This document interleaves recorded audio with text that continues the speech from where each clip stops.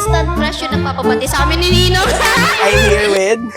Ninang Shin. Ninang Kilala ko Shin. actually, either Ma'am HSI or Ninang Shin. Sa lahat ng collection nyo, ano yung pinaka-paborito mo? Sa lahat. Ang hirap.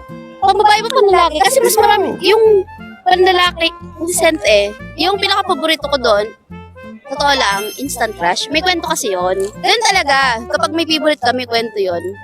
Si instant crush yung nagpapabati sa amin ni Ninong.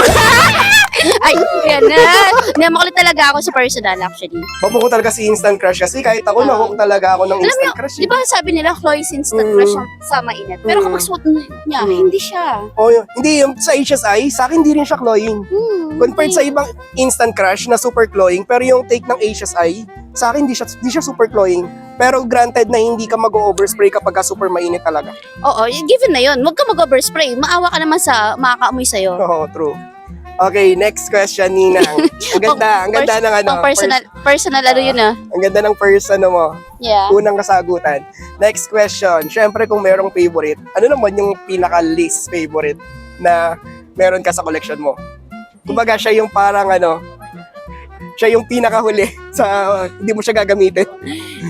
Yung hindi ko kinokontent. Pero ayan, hindi kinokontent. sige. Hindi ko alam. Joke lang. Hindi. Meron isang scent na ayaw ko talaga ginagamit kay Herald. Lalo na kapag pero wala sa ano, HSI. Yung kahit hindi siya HSI. Hindi siya. Hmm. Meron tongka. Ano ko, nasusuffocate ako, di ko alam bakit. Pag kasi mag-spray yan, overspray malala.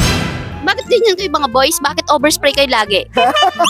Hindi, totoo lang, mapa-OG, mapa-inspired. Overspray. Pwede na lang wala sa HSI na ganun, kasi ayoko. Yeah. Let's go. Ayan, Ninang, for the last questions. Ano naman yung pinakaabangan natin sa HSI ngayon? Restock ng YEDP.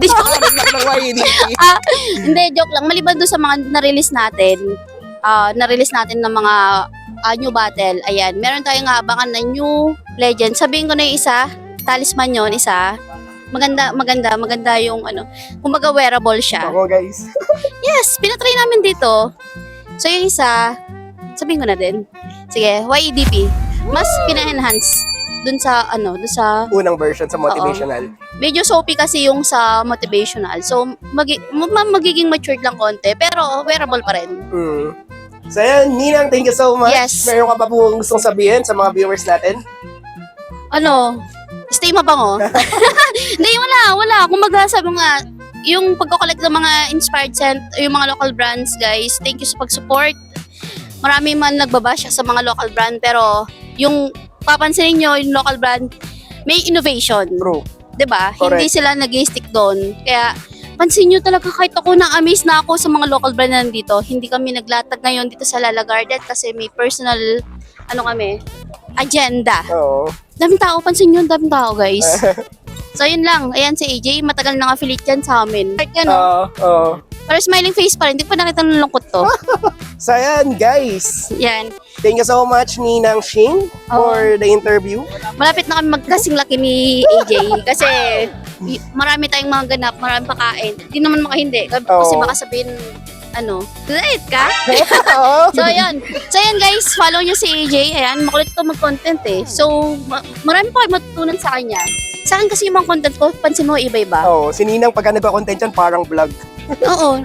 Tapos, pansin nyo yung mga yung background music ko, binibili ni TikTok. Automatic, malungkot. Si TikTok may nagbibigay? Oo, siya. Sabi ko, yung tone yung tone ko ba is malungkot? Yan. So, yun lang. Thank you. Ayan, thank you guys! Pero sa naman, sige.